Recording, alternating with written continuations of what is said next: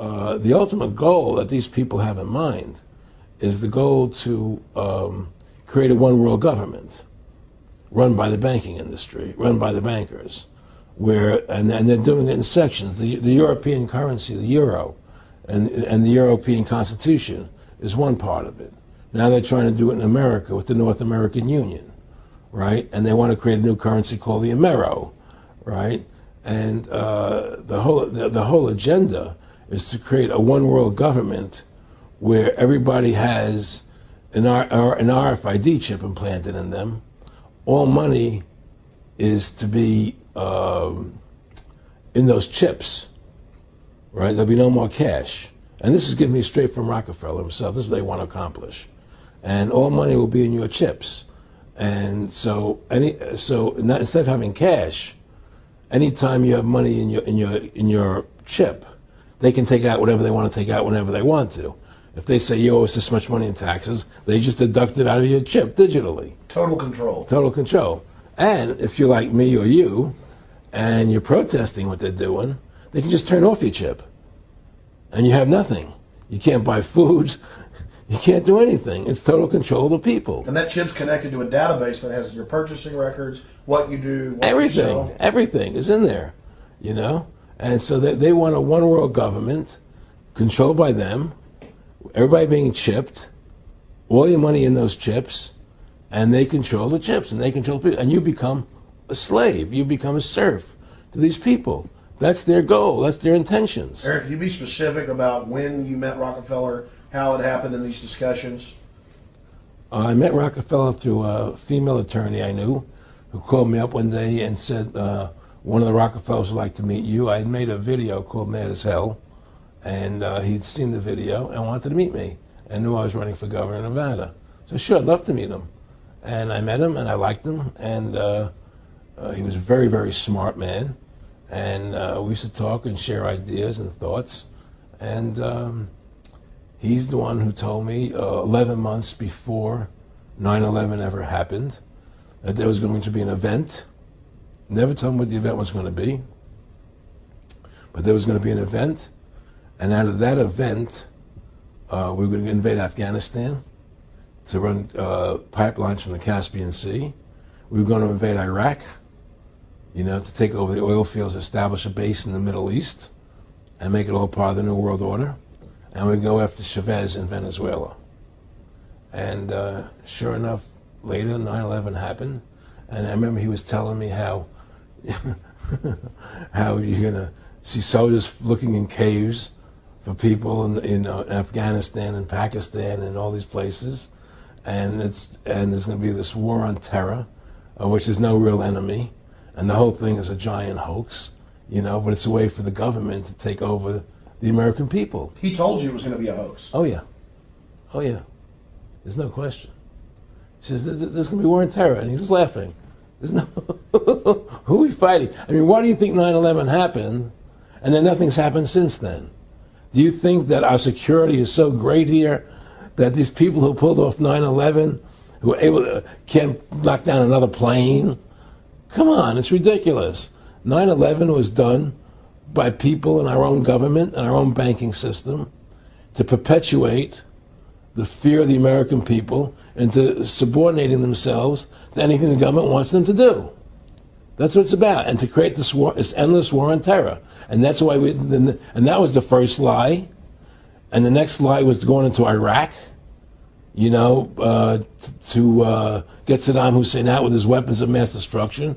That was the next lie. Now, specifically, this was a little over 6 years ago.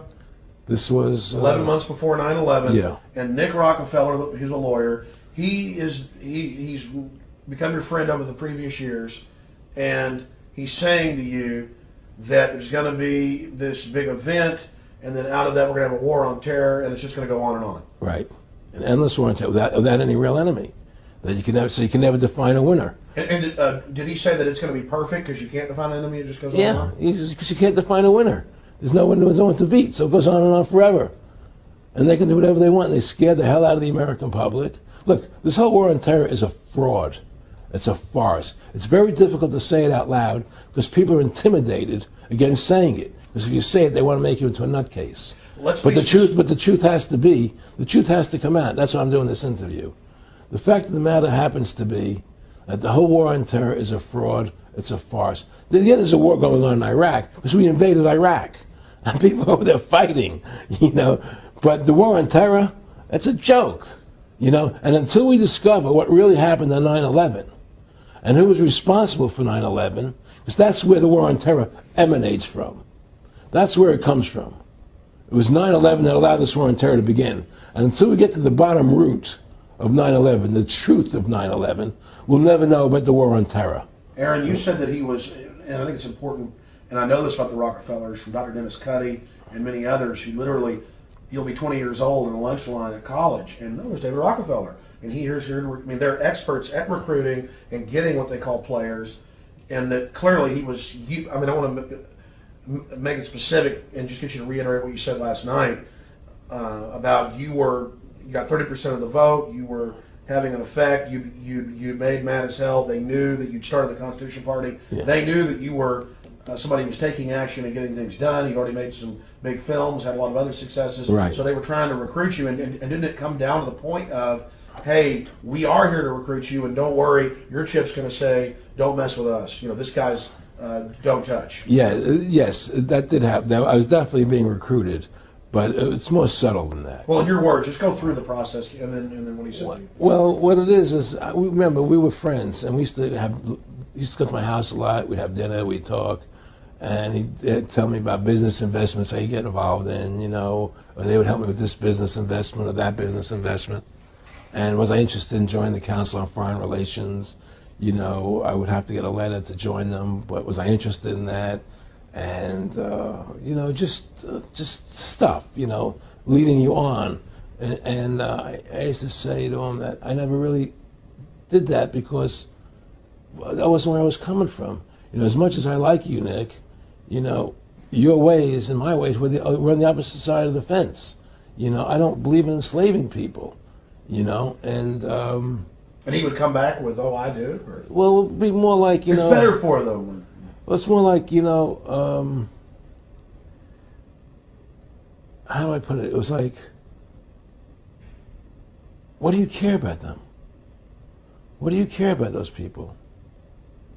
What difference does it make to you? Take care of your own life. Do the best you can for you and your family. What do the rest of the people mean to you? They don't mean anything to you.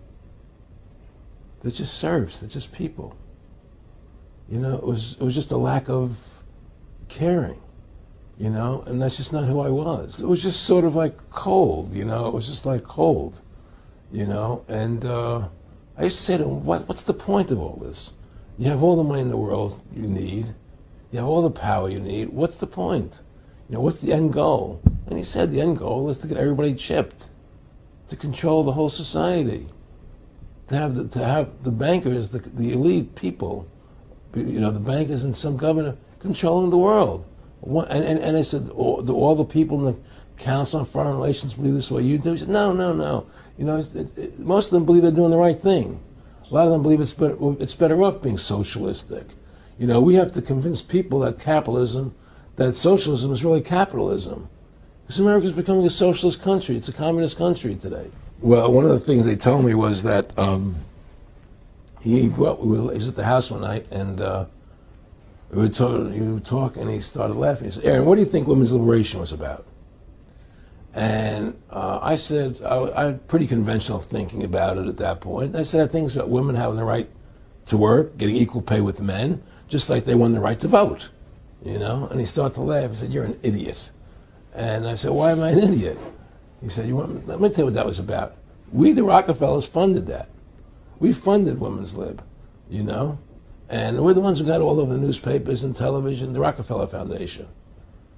He says, and you want to know why? He said, there were two primary reasons. And one reason was we couldn't tax half the population before women's lib. And the second reason was, now we get the kids in school at an early age. We can indoctrinate the kids how to think. It breaks up their family. The kids start looking at the state as the family, as the school, as the officials, as their family, not as the parents teaching them. And so those are the two primary reasons for women's lib, which I thought up to that point was a noble thing. You know, when I saw their intentions behind it, where they were coming from when they created it, the thought of it, I saw the evil behind what I thought was a noble adventure.